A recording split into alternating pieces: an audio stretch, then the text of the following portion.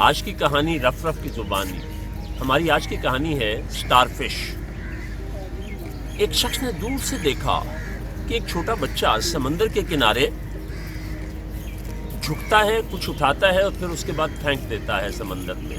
جب وہ قریب آ کے دیکھا تو سمندر کے کنارے لہروں کی مدد سے آئی ہوئی بے شمار سٹار فش بہت چھوٹی چھوٹی مچھلی ہوتی ہے, تو وہ مچھلی اٹھاتا ہے اور اس کو پانی میں پھینک دیتا ہے.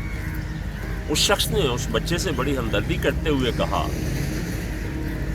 کہ بیٹا اتنی مچھلیاں ہیں, تم کتنی پھینک لو گے, اس سے کیا فرق پڑتا ہے؟ یہ بہت دھیان سے سنیے گا, کیا فرق پڑتا ہے؟ اس بچے کے ہاتھ میں جو مچھلی تھی اس نے یوں پھینکی, وہ پانی میں گئی اور ایک دم سے اچھلی اور واپس پانی میں چلی گئی.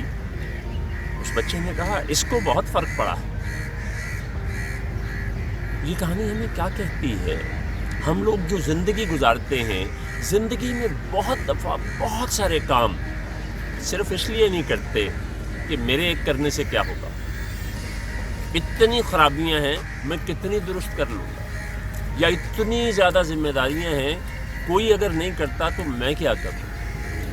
تو ہمیں اس بچے کے اس عمل کو یاد رکھنا چاہیے کہ ہمیں صرف اور صرف اپنے حصے کا کام کرنا چاہیے, کیونکہ روز حشر جو ہے وہ ہم صرف اپنے اعمال کے جواب دہ ہوں گے.